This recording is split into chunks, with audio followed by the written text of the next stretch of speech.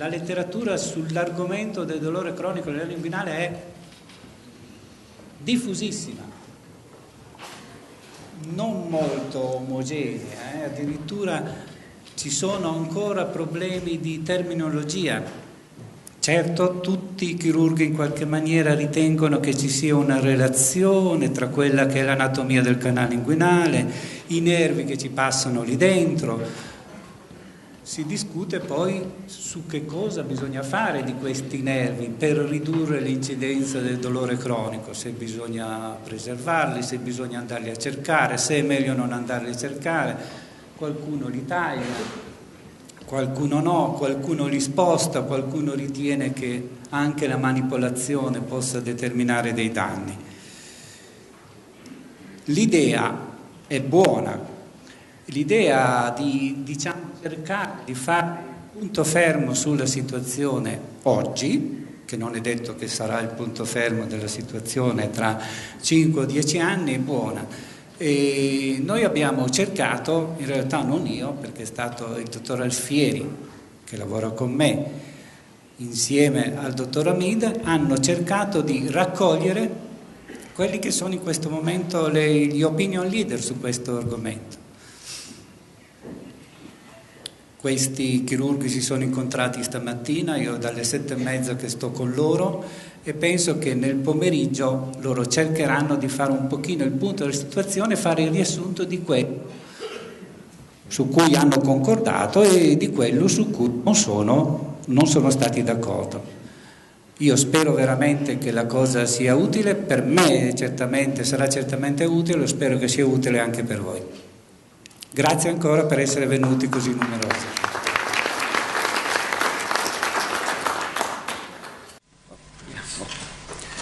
It's a great pleasure for me to be in this wonderful hospital and university for the third time.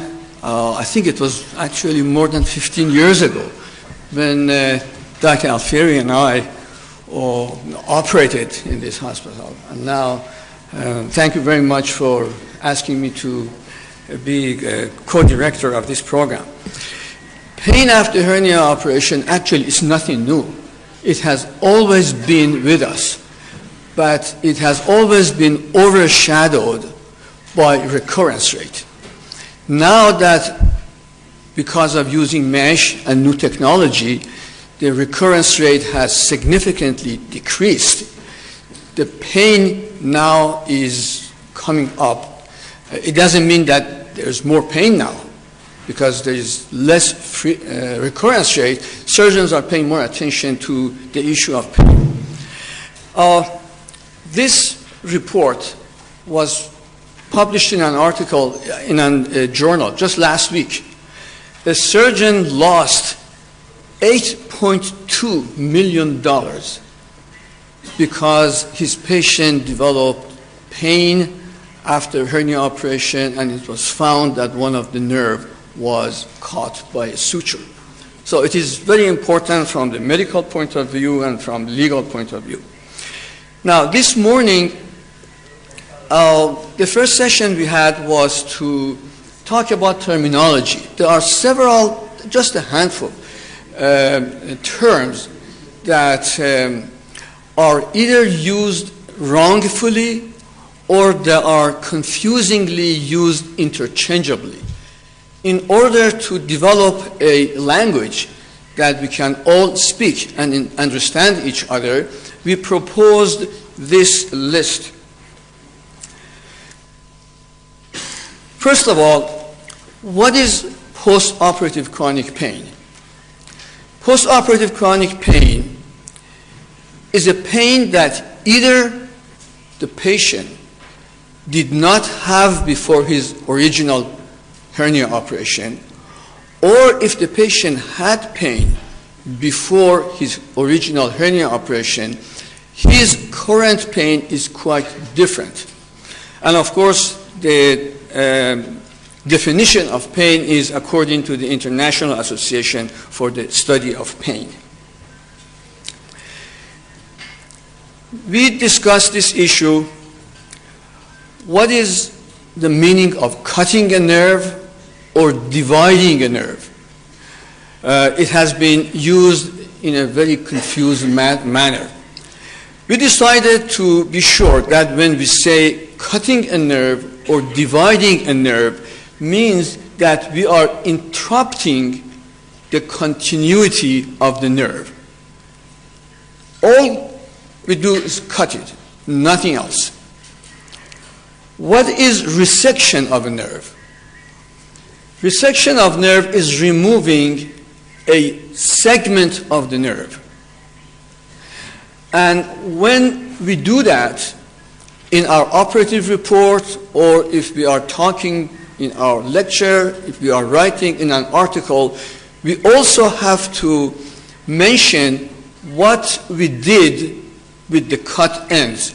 Did we just leave the cut ends alone? Did we tie off the cut ends, or what we did?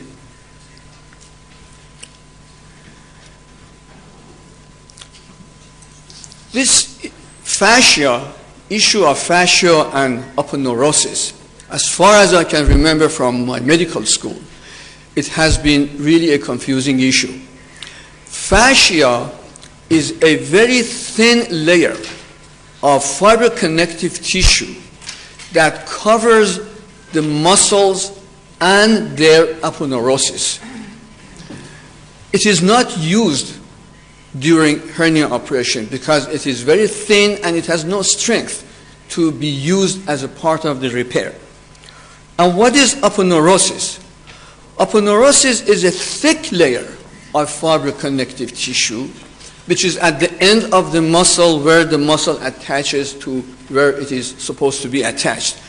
And the aponeurosis is also covered by the same fascia which is covering the aponeurosis and the muscle. So there's a main difference between the word fascia and the word aponeurosis. Then genital nerve and genitofemoral nerve are in a very confusing manner used interchangeably. Today we decided to be sure the difference between genitofemoral nerve and genital nerve. Genitofemoral nerve is the main trunk of a nerve that is in the preperitoneal space, and then it divides. One branch is called femoral branch, another branch is called genital branch. And genital branch has two segments. One segment of the genital branch is in the preperitoneal space. This other segment of the genital branch is after it goes through the internal ring into the inguinal canal, and that is the inguinal segment of the genitofemoral branch. So we made it clear today that when we say genital branch, we have to be sure. Are we talking about its inguinal segment, or are we talking about its preperitoneal segment? And do not confuse genital branch with the genitofemoral branch, which is the mother of the two. And I guess that's the last one. Oh, nerve ligation. Nerve ligation, we decided, and of course this is by definition in the medical dictionary. Ligation means cutting off the end of something that we cut. It could be a vessel, it could be bowel, or it could be a nerve. So when we use ligation, it means that we are putting a tie or a suture at the cut end of that nerve. If accidentally, without knowing, we pass a suture and ligate a nerve, that is not ligation. That is mistakenly putting a suture on the nerve, is actually suture entrapment. So we should be sure that we don't use the term ligation when it is used for a nerve in continuity.